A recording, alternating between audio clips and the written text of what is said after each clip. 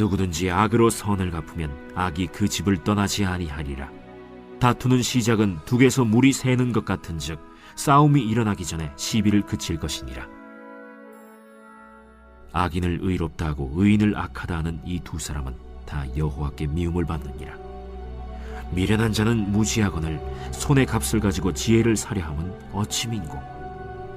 친구는 사랑이 끊어지지 아니하고 형제는 위급한 때를 위하여 낳느니라. 지혜 없는 자는 남의 손을 잡고 그의 이웃 앞에서 보증이 되느니라.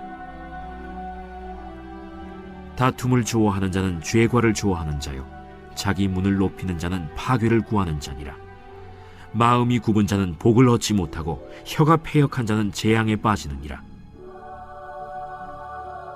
미련한 자를 낳는 자는 근심을 당하나니 미련한 자의 아비는 낙이 없느니라. 마음의 즐거움은 양약이라도 심령의 근심은 뼈를 마르게 하느니라. 악인은 사람의 품에서 뇌물을 받고 재판을 굽게 하느니라.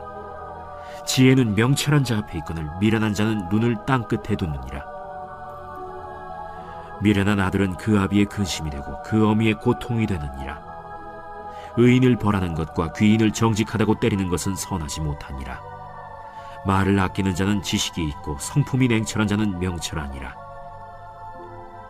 미련한 자라도 잠잠하면 지혜로운 자로 여겨지고 그의 입술을 닫으면 슬기로운 자로 여겨지느니라.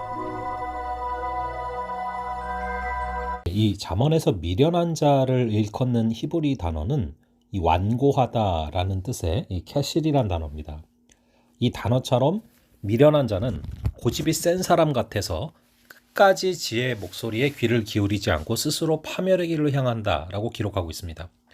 이 본문은 미련한 사람의 모습을 묘사하면서 그 길에서 벗어나야 함을 강조합니다.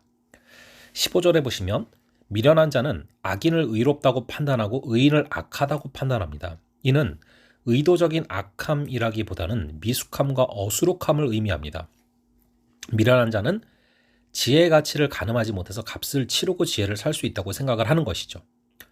하지만 지혜는 세상의 그 어떤 가치로도 얻을 수가 없고 오직 하나님을 경외함으로만 얻을 수 있습니다. 이 지혜의 길은 돈으로 쉽게 살 수 있는 속전속결과 극적 반전의 길이 아닙니다. 오직 하나님을 경외함으로 오랜 훈련과 연단을 통해서 얻어지는 것이죠. 친구는 사랑의 관계로 언제나 끊어지지 않고 형제는 위급한 때를 함께 나누기 위해 존재합니다. 하지만 쉽게 남의 손을 잡고 보증을 서는 일은 지혜 없는 미련한 행동이다 라는 것을 17절과 18절이 말하고 있습니다. 자본주의 시대가 아닌 당시에 보증은 투자가 아닌 공궁에 처한 친구를 돕기 위한 일이었을 것입니다. 하지만 동기가 선할지라도 갚을 길이 없는 막대한 손실에 대한 보증은 자신의 상황도 악화시켜 친구 관계를 깨뜨린다는 것입니다. 우리는 선을 행하되 능력과 책임을 다하는 선에서 베풀어야 됩니다. 선한 동기와 지혜로운 과정이 만나야 선한 결과가 만들어지는 것이죠. 미련함의 결과는 다툼을 좋아하고 자기 문을 높이며 마음이 굽고 혀가 패역해지는 것입니다.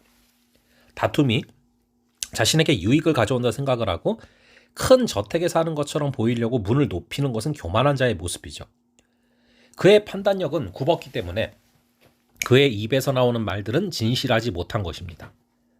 결국 미련한 자는 하나님의 복을 소유하지 못하고 재앙에 빠질 수밖에 없는 것이죠.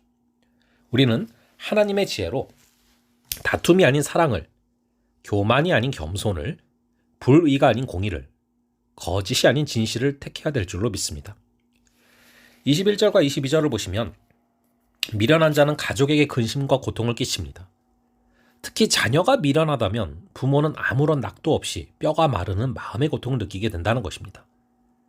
그러므로 우리는 자신의 잘못이 가족에게 화를 불러올 수 있음을 기억함으로 미련한 자의 모습을 버려야 됩니다. 반면 24절에 보시면 지혜는 명철한 자 앞에 있고 미련한 자는 땅끝을 바라본다는 것을 확인할 수 있습니다. 명철한 자는 하나님을 알고 경외하는 마음을 가진 자를 가리킵니다. 그래서 지혜는 그의 가까이에 머무는 것이죠. 하지만 미련한 자는 지혜를 바라보지 않기 때문에 허영과 탐욕을 품고 살아갑니다. 이 지혜는 지능이 아니라 하나님을 경외하는 마음에 비례하는 것입니다. 27절과 28절은 말을 많이 하는 미련함을 반어법으로 강조한 구절입니다. 어떤 말을 해도 상황만 더 악화되는 경우가 있습니다. 그래서 우리는 하나님께 지혜를 구하며 늘 말을 조심하고 과묵과 침묵을 지향해야 되는 것입니다. 말을 하기에 가장 좋은 때를 아시는 그분께 의지하는 것이 바로 지혜입니다. 미련한 자는 삶에 있는 심적인, 관계적인, 영적인 경계선을 볼 줄을 모릅니다. 그래서 선을 넘어서고는 왜 삶이 침몰해 가는지를 의아하게 여길 뿐 고집을 꺾지 않습니다. 하나님을 경외하는 마음으로 주님께서 주신 선을 넘지 않는 그런 귀한 하루 되시기를 바랍니다. 잠시 기도하겠습니다. 아버지 하나님, 미련한 자는 완고하다라는 것을 오늘의 말씀을 통해서 확인합니다.